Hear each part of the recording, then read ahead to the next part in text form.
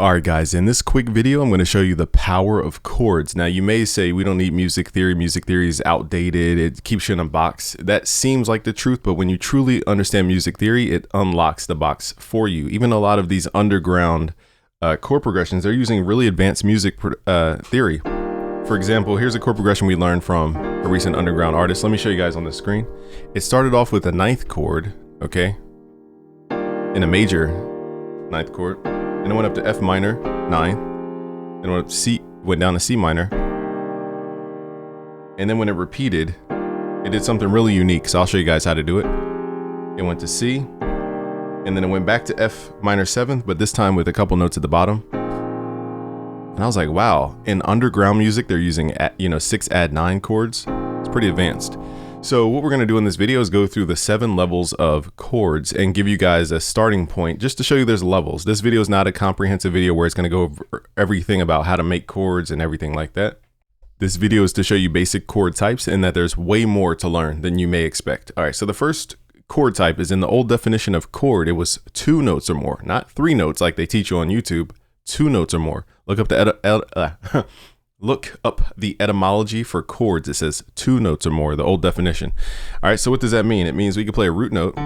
Let's play the note D in this case. And then if I count up 7 notes and play this with the note D at the bottom, this is called a perfect fifth. A perfect fifth is always 7 notes away from another note. Now you may ask, how do we apply this? You can apply this by playing a chord down here, and then you could add melodic fifths over top. So for example,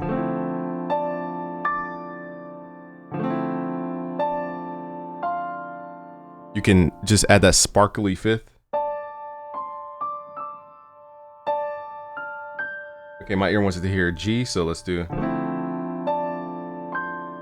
See how we added that on top of the chord? It adds that jazz-like, really luxurious sound. So don't sleep on the fifth. Okay, the perfect fifth does a lot in music. Okay. So what else can we do with the perfect fifth? We can, start at a root note. D in this case, count up 7 notes, 1, 2, 3, 4, 5, 6, 7. Okay, perfect fifth is either 7 notes up or 5 notes down. So let's count down 5 notes from D to play the same note down an octave. 1, 2, 3, 4, 5. Now we can play these notes together. Okay, now it's saying perfect fourth on the screen because it's assuming A is the root note. But what sound do we have now? We have the rage sound, the yeet sound. Okay? So that's called quintal harmony. We don't need to get too deep into everything about everything. The point is, 2 notes can give you a tone. You don't need to always play a 3-note chord. In fact, when you study deeper music theory, they actually remove notes from chords. So let me just show you guys some of the future stuff we may cover. So here we're playing a 9th chord, but let's say it's too dense. We can actually remove notes. So I can remove the 5th, for example, just to create a more open, less muddy sound. Okay, we can also move the notes around. So I could take E and move it down. Now, is that going to sound pleasant? Not on this chord. I'm just showing you guys different ideas. You could take the 3rd and raise it up an octave. So let's do, and now you have a melody, a melodic tone.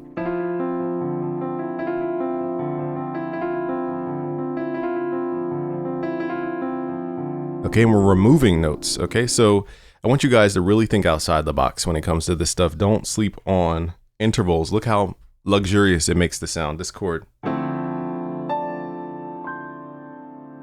Like super luxurious. All right, so now that you understand intervals, again, intervals are when you go from one note to another note and they stack. There's different intervals. There's everything from, a minor second up to a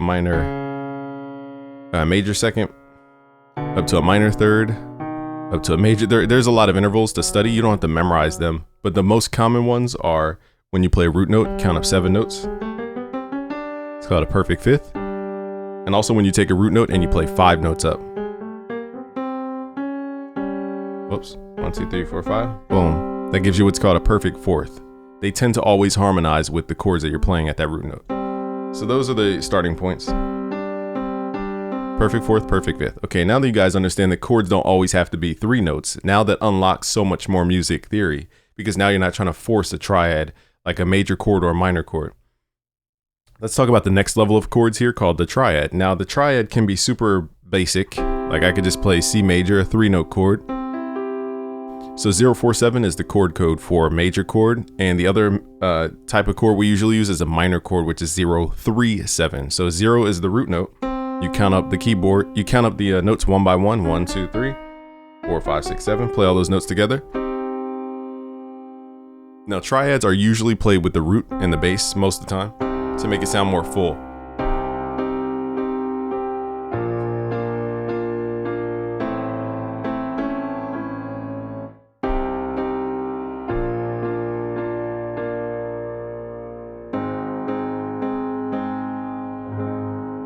All right, so that's how we usually play triads. Now I'm going to show you guys a different way to think about triads. So what happens if we're like Dr. Dre and we want to do that West Coast thing? Okay, so D minor sounds cool starting at D. We're going to count up, this is 0 in this case, count up to 3, 0, 1, 2, 3, 4, 5, 6, 7. So 037 always makes the minor chord, but what if we want to make it more exciting, for example? We can move the notes around in this chord, okay? So what happens if I raise the root note up an octave?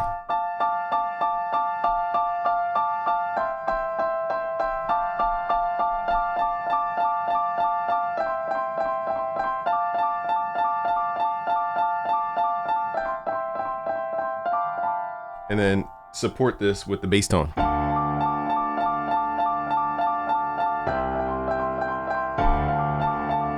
So you guys get the gist?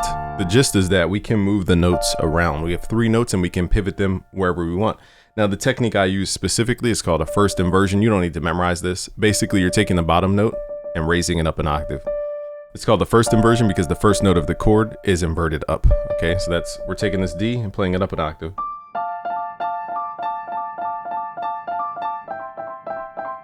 Okay, so triads don't have to be this boring, like what we're taught on YouTube a lot is this.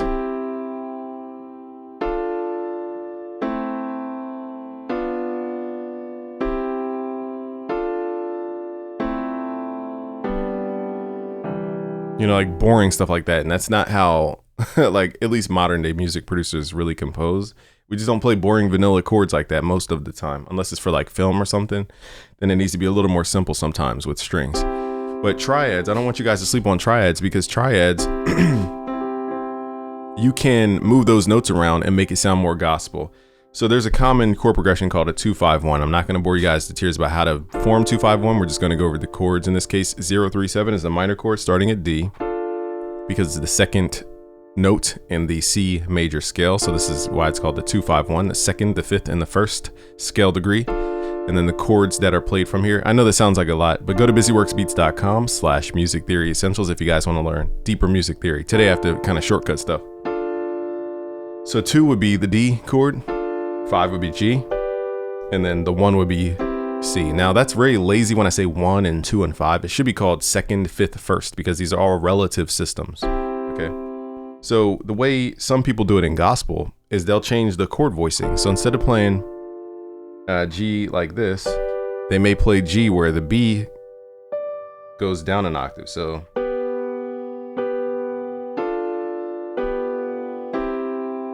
all right, so now there's a little tension there.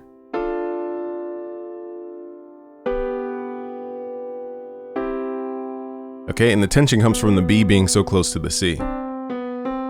That's called a half step or chromatic movement. So again, we don't need to get into everything about everything about everything. The point is we're moving the notes of the 3-note chord around. So instead of playing this way, we're playing this, what note did we pull down? B? We're supposed to pull down D. Whoops. Okay, so here's 2. So we're just playing, in this case, the interval. What if we pulled down D as well as B? Okay, so there we have the more full sound, so 2, and then we're adding. Now it's still a triad, even though we're playing the same note twice. We're playing B twice, up here and down here. But it adds more support tonally.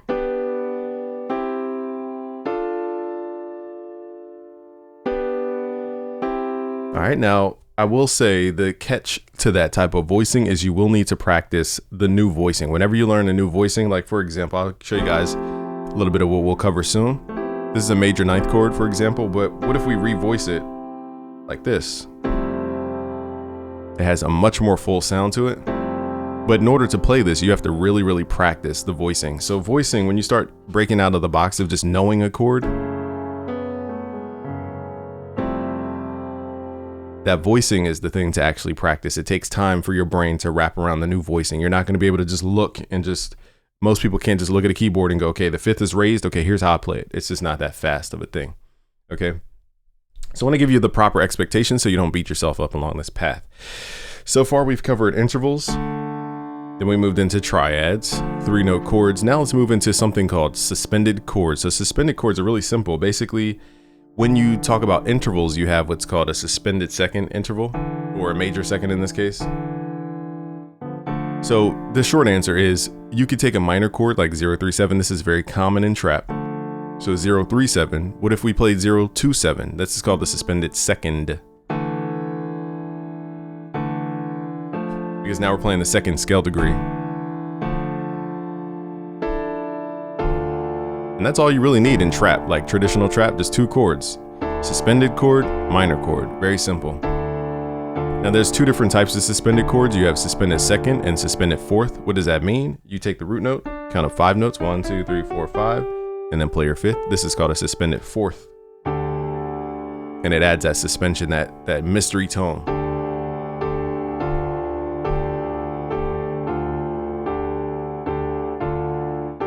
All right, so that's how you kind of make your minor chords move without doing too much. You're just either moving it up or down, okay, to the suspended second or the suspended fourth.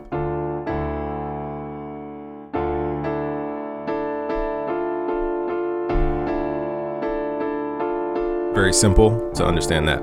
So I don't want to go too deep on suspended chords. They're usually used either in trap chord progressions or at the very end of something. So most of the time it's just cycling between minor and suspended chords and then back. That's usually how we do it in trap. Now let's talk about, so I know that was kind of a short point, but that's kind of how simple that is.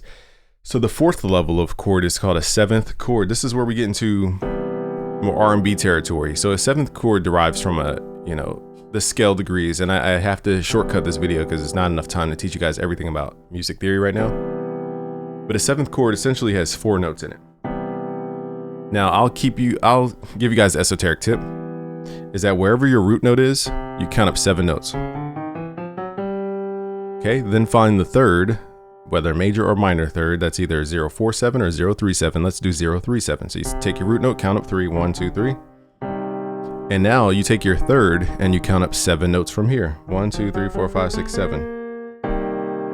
That's how you get these different chord types.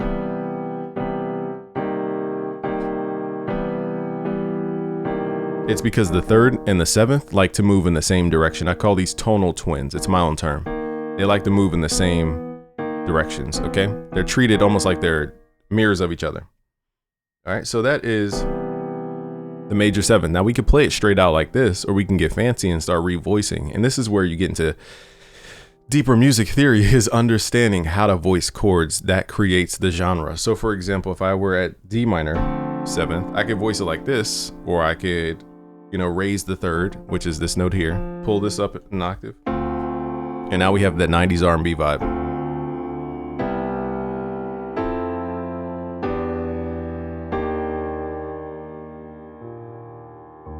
All right, so now we get the 90s R&B, but most people just play their chords this way.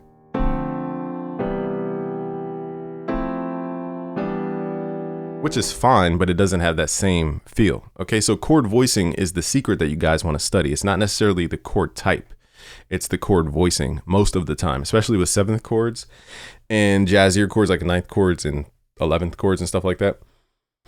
All right, so that is chord extensions called a 7th chord. Now let's talk about deeper chord extensions. So again, these names derive from the scale degrees. If I were to map out the scales and keep counting, the 1st, the 2nd, the 3rd, the 4th, the 5th, the 6th, the 7th, basically that's where you get these names from. And again, I have to, I hate to keep saying it, but I have to simplify this video. I know I'm not covering everything about music theory, but the 5th level is where we add 9th chords, 11th chords, different chord extensions. And for those who understand what I'm about to say, a minor 11th chord is basically your entire scale.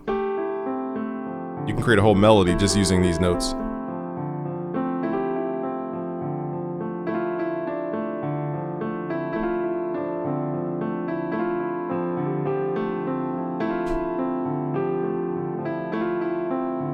Just like that. All I'm doing is just cycling up and down.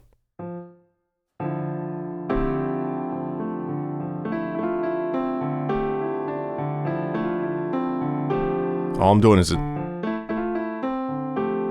going up and down this one chord, D minor 11th chord. So the minor 11th is important because when you get into neo soul, R&B, stuff like that, you're gonna see really big chords. Now I can't play, the chord progression as fast, but basically, all you gotta do is so it goes.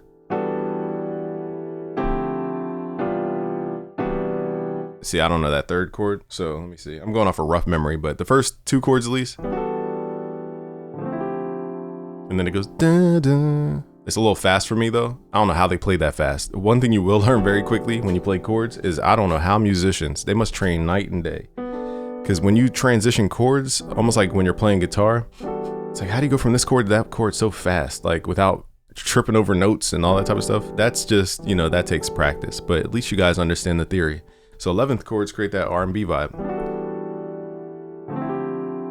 All right, so what if I switch the sound on my keyboard? So for example, if we play with a Rhodes keyboard, we get that neo soul vibe just instantly because it's softer.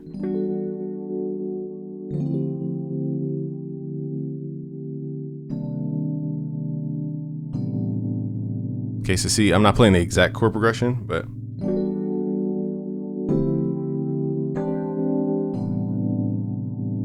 okay, you can switch it up. So it's all about these big extended chords because you're basically playing a scale.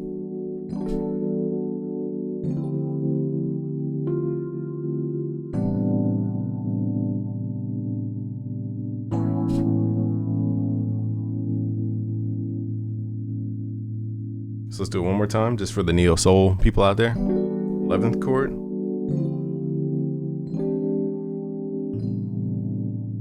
Let's get fancy. Let's add this.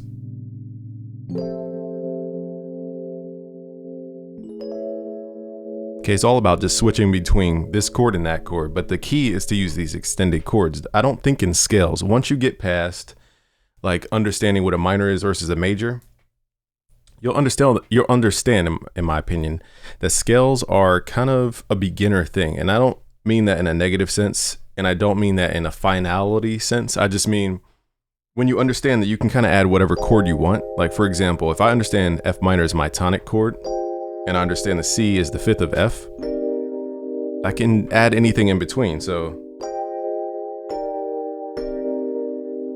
or I could do,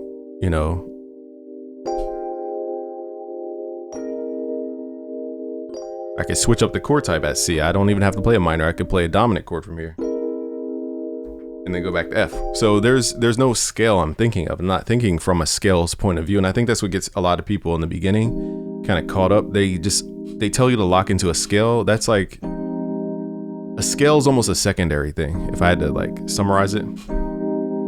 So here, like for example, let me play a chord progression and I want you guys to ask which scale are we in?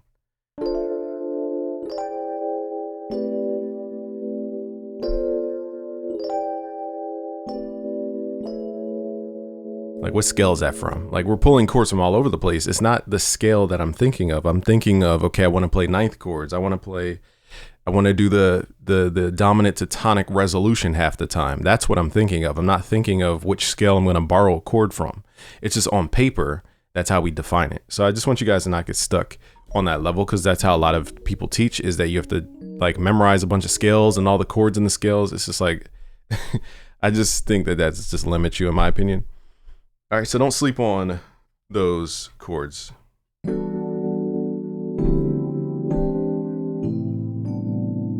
right, so now let's move into something called the altered dominant. Now, once I learned this chord type, I was like wowed, because it just gives you that 90s R&B vibe. I have to simplify this because I don't have enough time to go through everything here, guys. But basically, in theory, you have the tonic chord. So let's do A minor. This is our tonic chord. So we're going to come back to this tonal center, they call it. So what is the fifth of A? It's E. So if you start at A, you count up 7 notes. 1, 2, 3, 4, 5, 6, 7. This is where we're going to build what's called a dominant chord. I used to think dominant chords were just like a name on a scale. But when you understand a dominant chord is also a chord type, it makes more sense. It's not just the fifth of a scale, okay? And I think, again, it's taught in a bad way, so people don't understand the importance. So for example, here's A minor 11th. And now we need to go up to E to create tension, okay? Tension and release. So E, we're gonna build out what's called a very specific chord type called an altered dominant. So the dominant chord type is a chord, same way a minor chord is a chord, a major chord is a chord. It's not just a scale degree, it's a chord type. So here at E, we can build that out. Now the chord type for a traditional dominant chord is 0, 4, 7, 10. Okay, so 0, 1, 2, 3, 4, 5, 6, 7, 8, 9, 10. Okay, that's called a dominant 7th chord. Why? Because you have a major chord, 0, 4, 7, and you have a minor 7th on top. So it's 2 different chords combined. Now, to me, this is a very bland voicing most of the time, unless you're in a very specific genre. For hip hop and stuff, I can't tell you what works and what doesn't work, but if I do this, it kind of has a vibe to it, but like if I did something saucy like I just did, then that would give my ear a little more, I don't know, it just adds that extra sauce to it. So again, it's a major chord with a minor 7th on top. But let's do something fancy. Let's just add extra notes in here. That kind of sauces it up a little bit. So in my opinion, the dominant chord just has to be sauced up a little bit. It is a cool chord, but it just sounds so jazzy. It's very hard to just keep it at the normal voicing. So long story short, once you understand what a dominant chord is, you have a dominant 7th, you have a dominant 9th. So for example, 0, 1, 2, 3, 4, 5, 6, 7, 7, 8, 9, 10. Gives you that dominant 7. And what is a 9th? Okay, a 9th is the 5th of the 5th. So the easy way to remember this is that the root note, you count up 7 notes to get to your 5th. 1, 2, 3, 4, 5, 6, 7. Count up 7 notes from the 5th. 1, 2, 3, 4, 5, 6, 7. Okay, now we add all those other notes that kind of define that chord type. Now we have what's called a dominant 9th chord. So see how I think about chords? It's not in this like cookie cutter memorization thing. Okay, we're just counting to get these chords. And it really helps when you're in a different key. So now that we have the dominant 9th chord, what we can do is, like I said before, the 3rd and the 7th like to move in the same direction. Well, I call those tonal twins. And in jazz theory, you have the 5th and the 9th kind of moving in the same direction. Why? Because they're 7 notes away. So they kind of want to keep that perfect 5th balance. So what we're going to do is take the 5th and the 9th and just move it up one. Okay, so now we're going to go here. And that creates this really special R&B chord called an altered chord, which is technically a dominant 9th chord with a sharp 5, sharp 9. And then we resolve back to the tonic.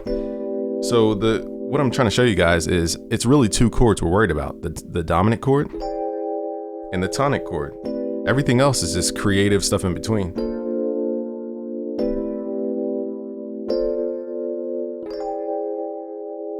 So I'm just throwing in chords. There's no rhyme or reason. It's just whatever I want to play.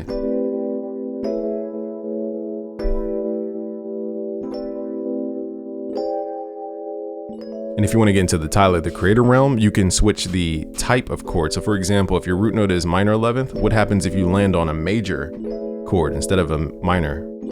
So that takes you into the Tyler, the Creator, Neptune's vibe. So if we do dominant chord and then switch the chord type, it tricks the ear, okay?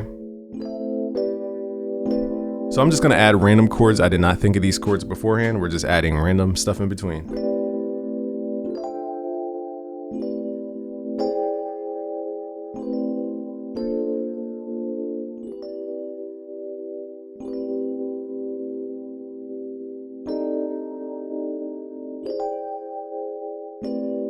And once you learn that voicing, you could do it you'll notice that you can kind of apply this pretty much anywhere on the keyboard.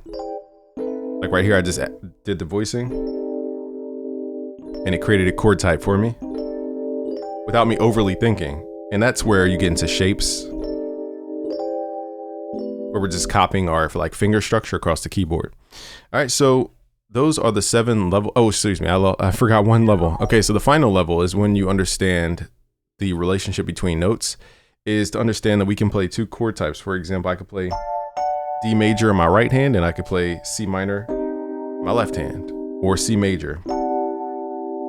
But the trick is, this is a starting point. Okay, so this is where we get into, you know, 6 add 9 chords. We're really just playing 2 chords over top of each other, but it has a fancy name. But what happens if we change, here's where I use it. What happens if we change the bottom note here to B? Now we get a whole different chord type. So what I'm trying to say to you guys is, yeah, we're using 2 triads, but the way I make it sound different is just moving one note, that bottom note. And it may open up a brand new set of chords for you guys.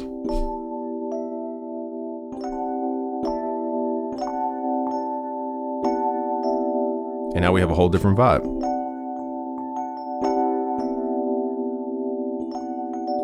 Because there was a guy, Joe, I forgot his last name, Joe P, I forgot how to say his last name, but in college, and he was studying for dental surgery, and he was a master piano player. And he told me basically, like, piano just comes down to playing chords. You're just playing 1 chord in the right hand, 1 chord in the left hand, and it's just practice. That's what he told me. And he's like an expert. I mean, like, talk about an expert. He's a true expert at piano. All right, but that is how a music producer can easily get into chords. If you guys want to learn more, go to busyworksbeats.com/music theory essentials. I want to thank you guys for putting in the time, because you will elevate after this video. Peace out, guys.